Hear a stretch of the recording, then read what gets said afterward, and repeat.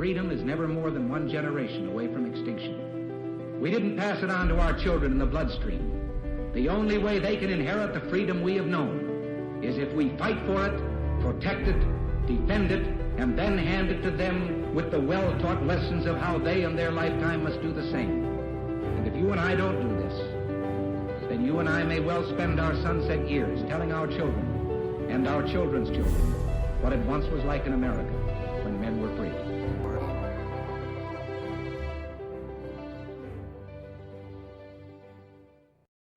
Welcome back, everyone, to Patriot Coalition Live. I'm Matthew Nugent. And I'm Jason Morochek.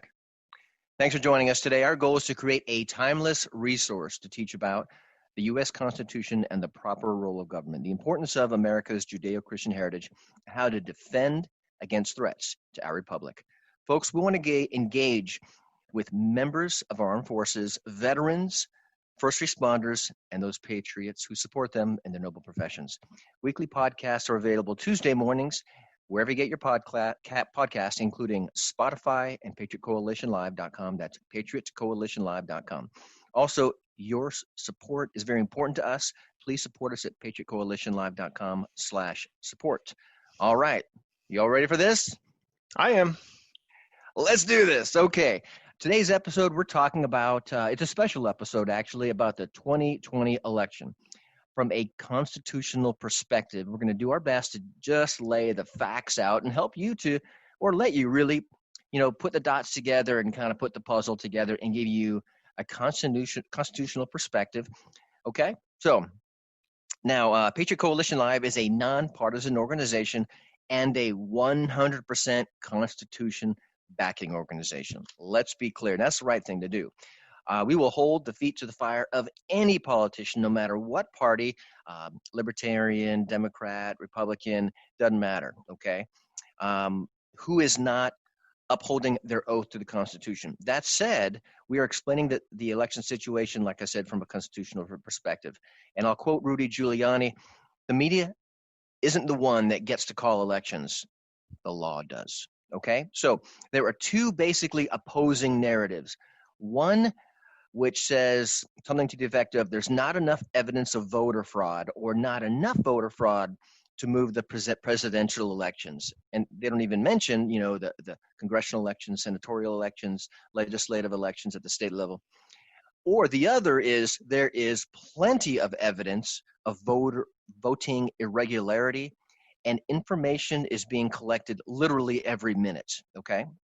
So here's an update from the last 24 hours, basically. Today, we're recording it on Friday, the 13th of November, 2020. And what could go wrong? What in could go wrong on Friday the 13th?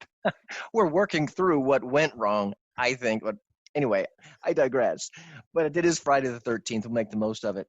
And we're going to post this tonight. And we're also going to have a regular episode posting next Tuesday. So this is an extra. We just wanted to be here for you. So an update. There is evidence that counterintelligence systems, I'll say counterintelligence, as military government level, systems used to manipulate the votes. There are two particular systems, Scorecard, that's Scorecard, and the Hammer, that's the Hammer. Now, the Hammer is a counterintelligence surveillance program used to spy on activities on protected networks like voting machines without detection. Scorecard is a vote manipulation application that changes votes during transfer. It's the least detectable form of election manipulation because it works during data transfer. Here are some of the latest voting irregularity issues, okay? In Michigan alone, that's in Michigan alone, there are over 900,000 ballots with irregularities. I will say that again. In Michigan alone, there are over 900,000 ballots with irregularities. That's from David Barton, Wall Builders Live, okay? And the information about the Hammer and Scorecard was also from David Barton. Next, Dominion Voting Systems has had major problems with counting ballots, okay? And Dominion has been used in over 30 states. I'm sure you've heard in the news in one particular county, there were 5,000 votes that were, oops, meant for Trump, and they weren't. So they corrected that, but it's in over 30 states. Allegedly, there is up to 2.7 million. That's 2.7 million votes deleted or switched by Dominion voting systems. Okay, we'll follow up on that, or you'll hear about that in the news, depending on where you look. Also, from the Right Scoop, that's Right Scoop, 11 November, the president's press secretary, Kayleigh McEnany, said that she has, or there is, a list of, actually a book, basically 234 pages of voter fraud affidavits. Okay, now, so one affidavit can literally represent tens of thousands of votes. Okay, so from one side of the media, there's not enough, or there's no evidence of voter fraud or enough for voter irregularity to make a difference. And the other side, it's being collected literally by the minute. So the media at large is not talking about the massive amounts of evidence. They're mischaracterizing or lying. That they just are. Okay. Matt, and here in our home state, my home state of Texas, we've actually turned down Dominion 3 times from coming in and working in our state. That's right. And come to think of it, they turned it down because of its connection to the internet. I'll say that again. A voting system is connected to the internet, which is a poor characteristic of any voting system, which means it can be manipulated. Right. Okay. Thank you, Jason. Now, the media is mischaracterizing or lying, or their attitude is just shut up, take a hike if you're going to talk about any change in the election. Facebook, I get these feeds on Facebook from Facebook asserting that, I mean, it's like straight up evidence for the election being given to Biden was proper, something to that effect. And I mean, if you haven't been paying attention, and you don't know by now that Facebook is, in the bag with, the left organizations and Democratic organizations, you haven't been paying attention. So they definitely have their thumb on the scale, right? They do. I say a foot on the scale, I really, so Twitter has blocked, as you know, they've blocked media, a whole media outlets. The New York Post, fourth largest circulation in the United States, and media paints a picture as, oh, they're just a tabloid. It's just rumor mill. Okay, let's see. Twitter has banned or blocked some of the president's tweets. That's that's bold, and it's an assault against freedom, no matter what party you are. And the same media that coronated Biden as the president-elect, while states are still going through counts and the electoral votes have not been cast. So can you trust mainstream media or big tech? We'll leave that up to you. If you are looking for alternatives, here are some suggestions, okay? People have already started to make the mass migration from these. And if you've been on Facebook, you probably have seen people say, hey, I'm going to go get a new Parler handle. And mine is at Matthew Nugent, just so you know. I already got mine.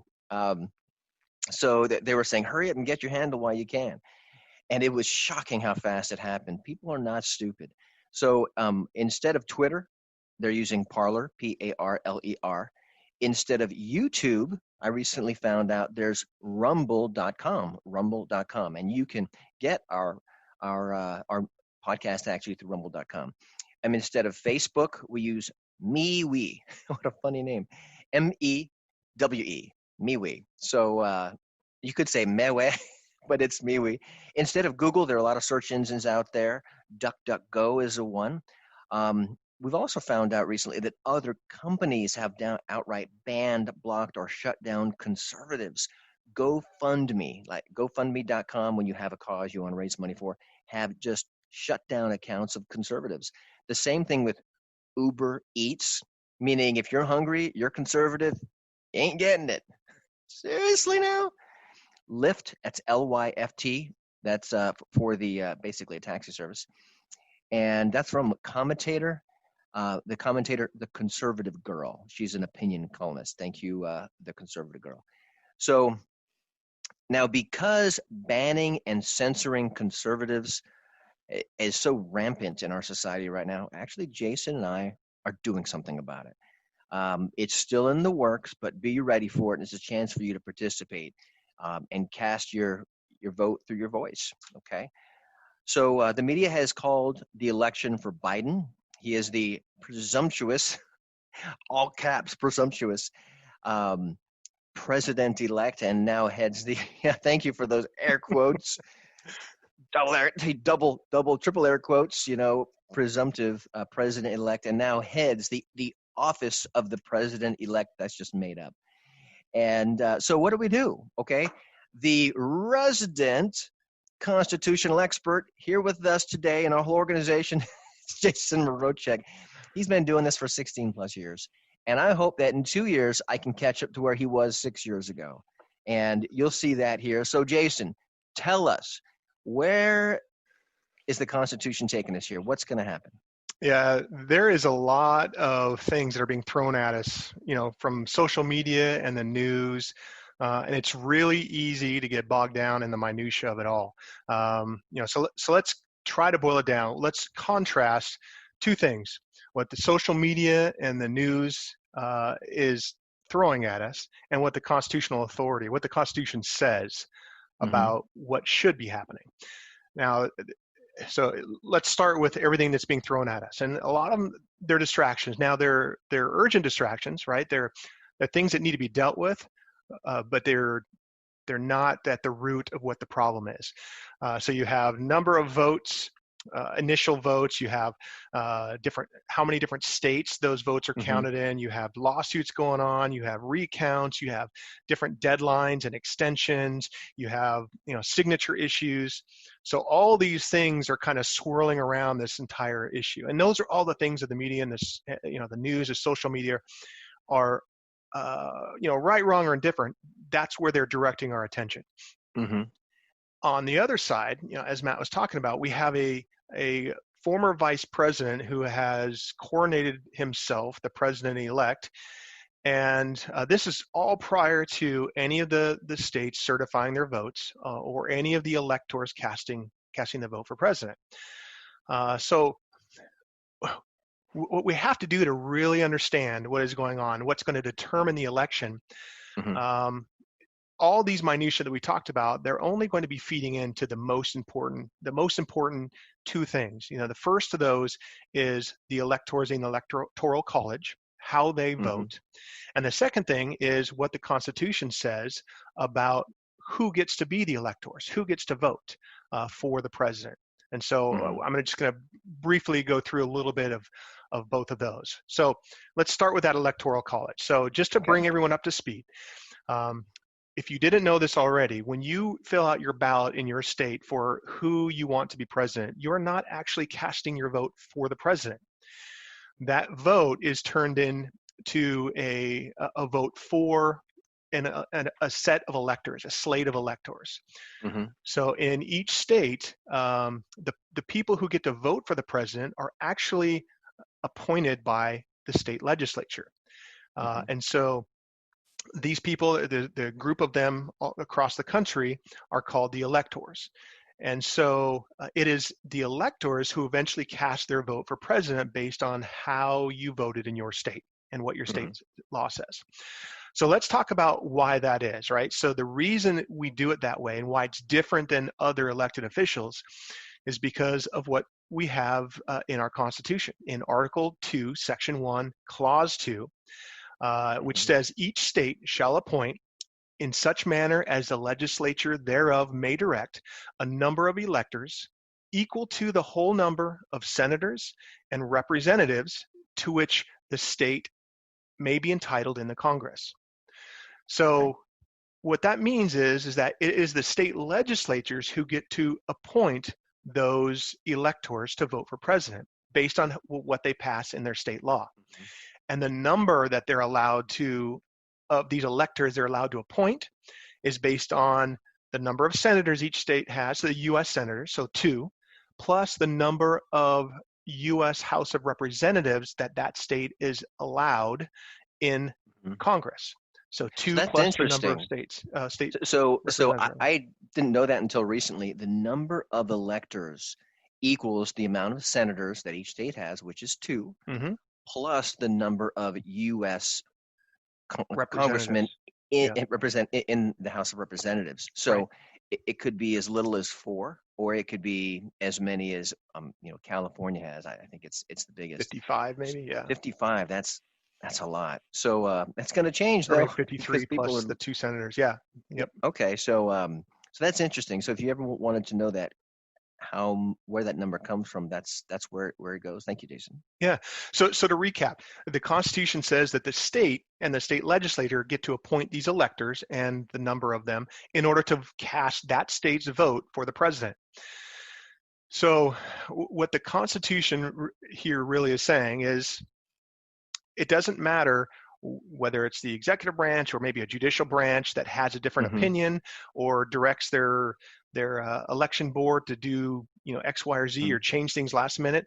All of that doesn't matter, because at the end of the day, if our Constitution is followed, what's going to matter is what the state law says and whether or not the election officials complied with that law. And any votes that are cast in contravention of that law should be ruled invalid. So that means that in places like Pennsylvania and in Michigan, where any or 2 of the 3 bodies that are not the legislative branch of the state government. So most states have the separation of powers in 3 offices. For example, Pennsylvania has a governor, that's the executive branch. They have a legislative branch, it's called the state legislature, and they have a Supreme Court at the state level. So that means that if a Supreme Court says you can have the votes come in 3 days after the election and count for any reason, meaning COVID, what you're saying, Jason, is because it didn't come from the legislative branch of that state, the Supreme Court, as the referee, is going to say, time out, those votes don't count because the decision didn't come from the legislative branch. Is that correct? Yeah, because you didn't act in accordance with your own law in your state that your legislature passed. So even if the judicial branch has their own opinion, that is not sufficient. It has to be in accordance with the state law. So that makes me think that that's one of the reasons why there's a rush and there's fraud that's been exposed that has changed the mail-in ballot dates to previous dates, because the opposition, who wants to change the outcome of the election or defraud us of a fair election, realize that because the judicial branch of a certain state, basically through a case or through some sort of edict, said, sure, we can count those ballots 3 days after they come in. So that's why there's the fight to get in, because the Constitution states, according to what you just explained, if it came after, it doesn't count. And there's no change to that is going to stand unless it came from the state legislature. Right. And here's an example, I think, that happened in the last 24 hours. And you're alluding to the situation in Pennsylvania where I think it was the election board allowed for that 3-day, mail-in period after the election. Well, in addition to that, for provisional ballots, they are allowed by law 3 days to what's called cure those ballots, which means that when you vote in a provisional ballot, it means that for some reason you either didn't have the right ID, you couldn't verify that you're eligible to vote. Well, they'll allow you to cast a vote on a provisional ballot. And then after the fact, they review your information to see if they can prove that you're eligible to vote. And if so, then that will count. But if not, it will not count. Well, in Pennsylvania, the law says that you have 3 days after the election date to cure those provisional ballots. Well, what Pennsylvania tried to do is say, well, because we gave a 3-day extension to the mail-in ballots, and then we add on another 3 days for the curing of those ballots, we get 6 days on those. And so the question here is, who made that edict? Was it the head of the voting board? Was it the governor? Was it the judicial branch? And and it almost doesn't matter, because in this case, the court that heard that case said, no. The law says it's only 3 days after the election, not 3 days after the last ballot comes in. And so Okay. we're already starting to see some of this constitutional enforcement happen. And so again, it's going to take patience, but if we allow this process to play out and people are acting in accordance with the Constitution, we're going to see at least hopefully a fair election. Yeah. Interesting. Yeah. So sorry, go ahead. It sounds like, based on your explanation, and obviously we rehearse this and practice it, every time Jason explains this, it just becomes more clear. Guys, the Constitution is worth studying your whole life. Because of Jason, he really knows his stuff. He's motivated me to read the Declaration of Independence up late at night. He didn't say you need to do this. I said I needed to.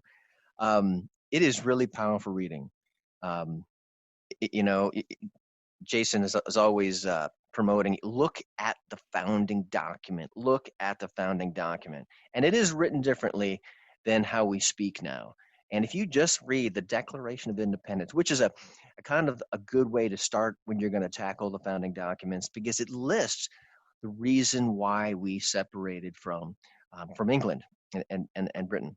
And it's really shocking, the things that England was doing to us, and which gives you context of how our Constitution got to where it is today and where we are today.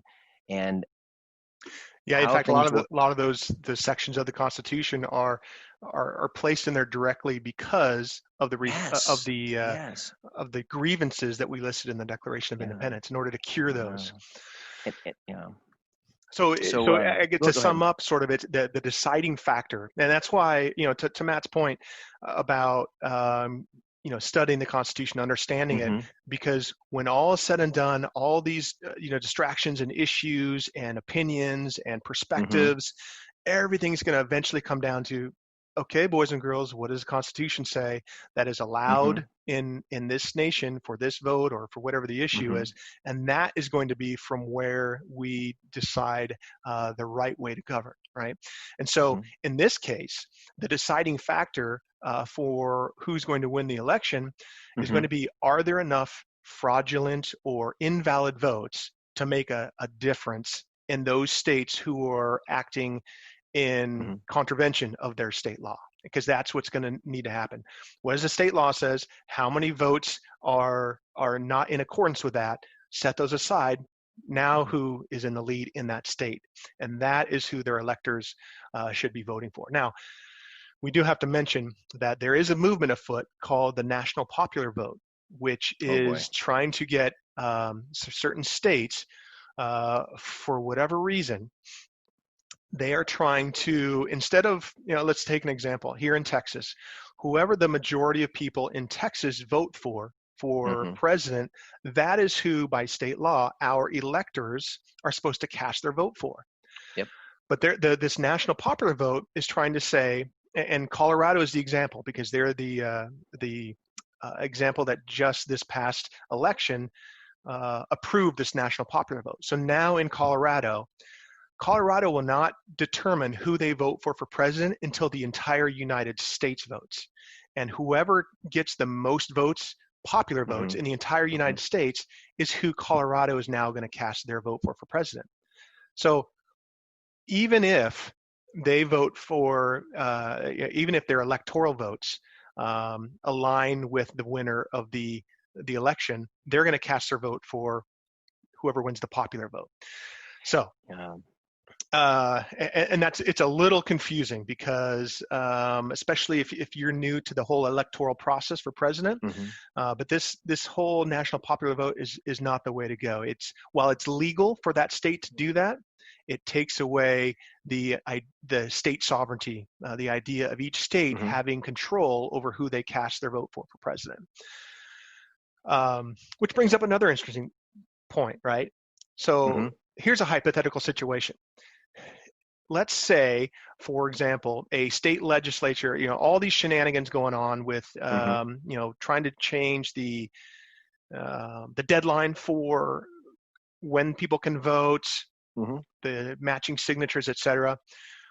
What if a state legislature says, you know what, we have studied this issue. We know what we wrote in our state law. The executive branch and the opinions from the judicial branches are not aligning with what is in the state law. Mm-hmm. Any state legislature from here until the time that the Electoral College casts their vote can make a new law. And that law can appoint a specific set of electors.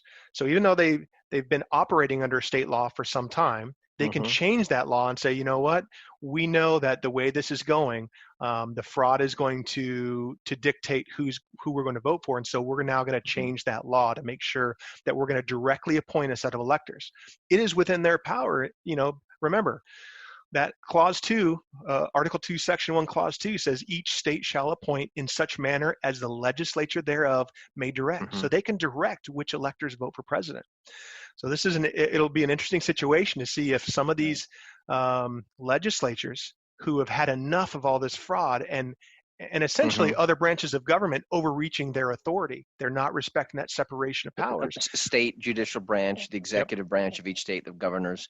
Yeah. Yep. If that legislature thinks that they're overstepping, they can remedy the situation through the power that the Constitution gives them.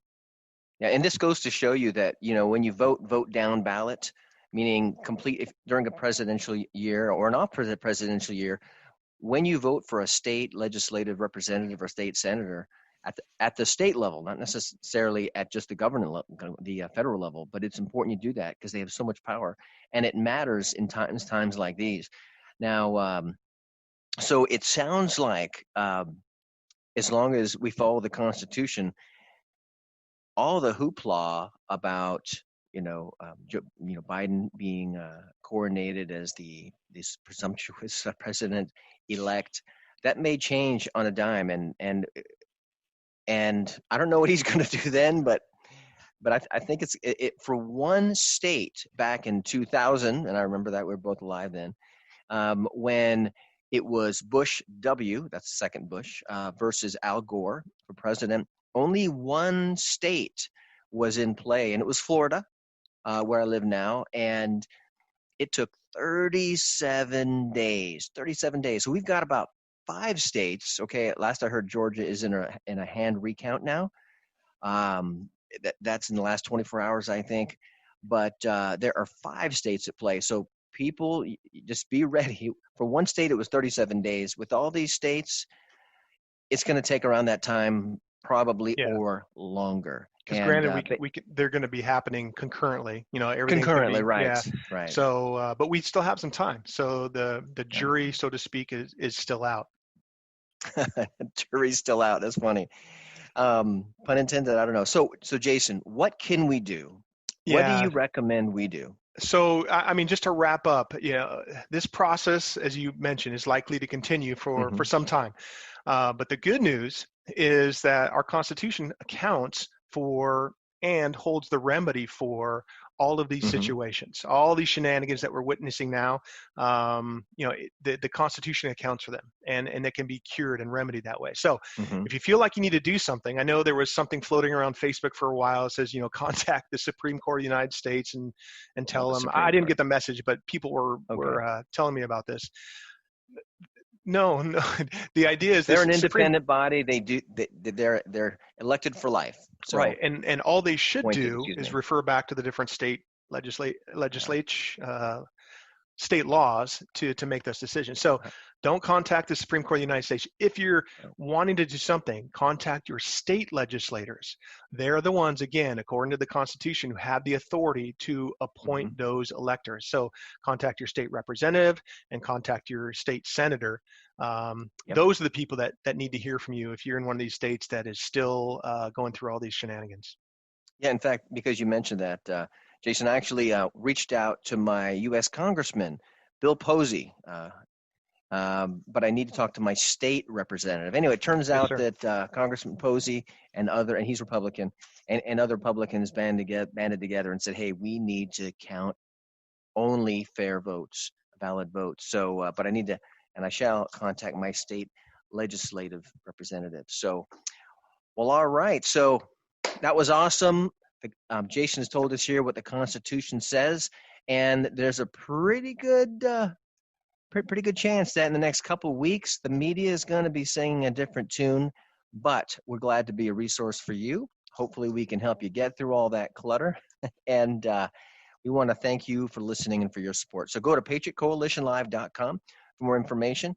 Your support monthly is a big help. Subscribe to the podcast wherever you get podcasts, example, Spotify, and patriotcoalitionlive.com. Please give us 5-star ratings where you get your podcast.